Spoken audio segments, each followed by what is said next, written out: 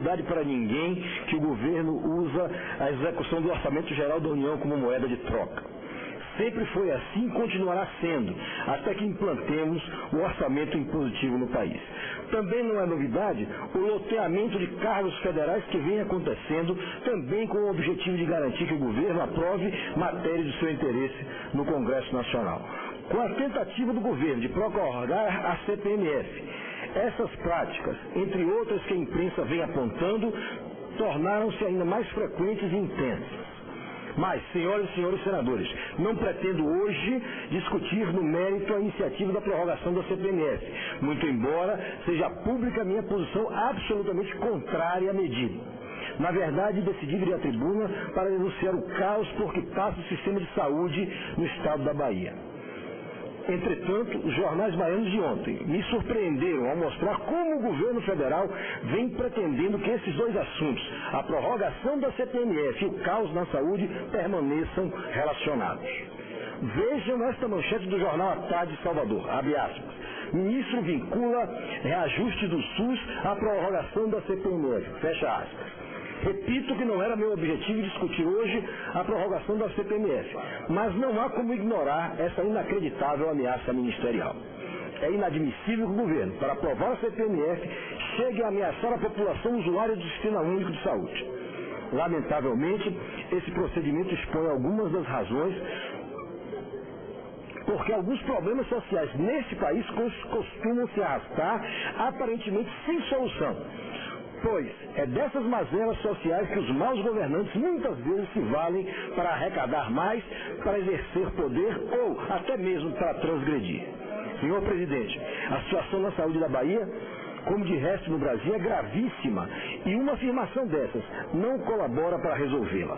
Por isso, ao tratar a saúde como moeda de troca, o ministro ultrapassa os limites do aceitável. Senhoras e senhores senadores, em Salvador, o caos está instalado. Trago comigo alguns dados que mostram o quão dramático é o cenário na capital baiana. O SUS entrou em colapso e a semana que vem deve começar com a interrupção de aproximadamente 10 mil procedimentos médicos, hoje executados diariamente em mais de 300 clínicas e hospitais de Salvador. Na rede pública faltam médicos para atender a população. Os postos de saúde funcionam precariamente. Alguns estão fechados por falta de pessoal, médico, equipamentos e medicamentos.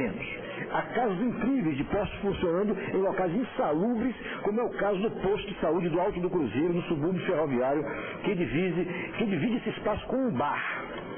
Faltam medicamentos, os mais básicos, para o tratamento da hipertensão, diabetes, inclusive para o combate à virose.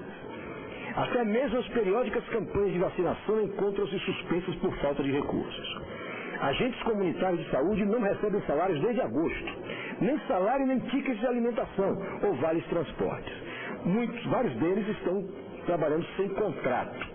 Mais de uma centena de médicos estão também sem receber salários há 2 meses. Consultas odontológicas estão sendo canceladas por falta de luvas. Exames de raio-x não estão sendo feitos por falta de filme para a revelação. Pelo menos 120 carros da Secretaria Municipal de Saúde estão parados. 20 das 39 ambulâncias do SAMU estão quebradas. Carros utilizados no combate à dengue encontram-se sucateados. Esses são problemas que se eternizam e que agravam à medida em que não há repasse de recursos pela Secretaria Municipal de Saúde. Senhor presidente, se a nossa capital vive o caos, no interior a situação é pior, é desesperadora. Os hospitais não dispõem de leitos de UTI suficientes, não estão aparelhados para prestar serviços de média e alta complexidade, sequer estão preparados para proceder ao atendimento primário. Por essas razões, pacientes que deveriam ser atendidos localmente são sistematicamente removidos para Salvador, contribuindo para congestionar cada vez mais os hospitais Roberto Santos e o Geral do Estado. No interior faltam desde carros e sofisticados equipamentos até suprimentos, os mais comezinhos, como luvas, fios e agulhas cirúrgicas. Faltam leitos. Não há profissionais na quantidade e na qualificação necessários. Senhores, essa situação não pode continuar. O governo federal, o governo baiano e as administrações municipais, em especial a Prefeitura de Salvador, precisam se entender. Senador Antônio Carlos, Eu podia participar. Eu acho que daqui a pouco a gente pode dizer, como Afrânio Peixoto, que foi o primeiro professor de higiene. A saúde pública do Brasil está sendo feita pelo sol, a chuva e os urubus, porque o governo não está fazendo. Obrigado, senador Monsanto, pela intervenção. Urge buscar uma saída para essa crise, cujas principais causas são conhecidas. Antes de tudo, a crise da saúde reside na falta de recursos, isto é, na falta ou na retenção ilegítima, quase criminosa de recursos. Disponibilizados, esses recursos permitiriam contratar, capacitar e remunerar dignamente os profissionais de saúde. Não há como imaginar um bom atendimento da população sem que esses profissionais sejam remunerados com dignidade.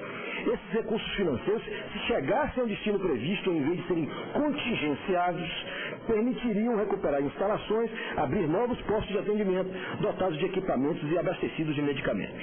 Para que isso aconteça, o governo federal não poderia, porque não tem esse direito, sonegar recursos federais ou liberados apenas sob condições como essa absurda e ilegítima estabelecida pelo ministro temporal.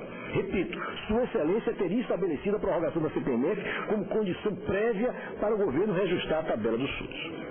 Confesso minha dificuldade em aceitar que o ministro temporal pudesse ter feito tal afirmação. Certamente Sua Excelência, que tem demonstrado elogiável competência técnica, sabe que mesmo o único real que fosse negado ou regateado poderia custar a vida de um baiano, de um brasileiro. Senhor Presidente, Vossa Excelência sabe, com a sensibilidade política que o caracteriza, que o que digo não é mera retórica ou demagogia, é a mais pura e cruel realidade. Senhores senadores, é forçoso reconhecer que a crise que assola a saúde e castiga o povo baiano tem também outras causas. Entre elas, não vejo como não apontar a má gestão e a incapacidade administrativa. Além disso, salta aos olhos a evidente falta de coordenação entre os três estamentos da administração pública. União, estados e municípios parecem não se entenderem. Não se percebe planejamento. As ações acontecem pela pressão da urgência. Por isso, os recursos já escassos são mal utilizados.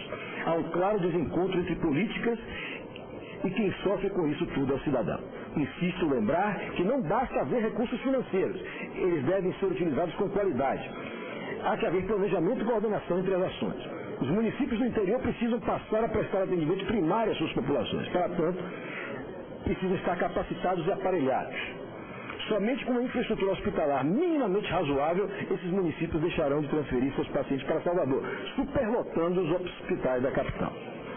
Para que isso aconteça, para que as pequenas e médias cidades do interior baiano possam, elas próprias, cuidar de seus cidadãos, é preciso que os recursos orçamentários previstos para a saúde cheguem até elas. Mas vejam bem, esses recursos devem vir não como resultado de barganhas políticas, mas como desdobramento do estrito cumprimento de um dever constitucional da União.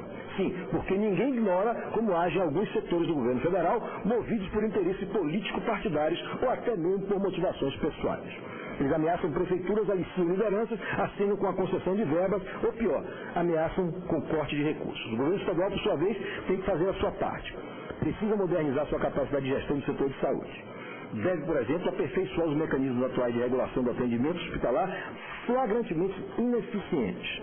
Também a administração da capital baiana precisa reagir caracterizado. Muito embora, creio, não lhe reste muito tempo.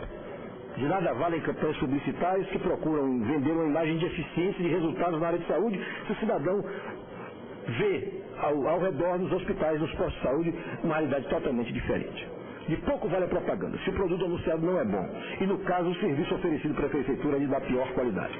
Enfim, o governo da Bahia e a Prefeitura de Salvador precisam se acertar e compreender que não podem seguir com políticas de saúde que se mostraram ineficientes, incompetentes e, por isso, estão falidas. Eu pediria que fosse dado como lido o resto do discurso. Senhor senador Antônio Carlos, a mesa defere a solicitação de Vossa Excelência. Nós anunciamos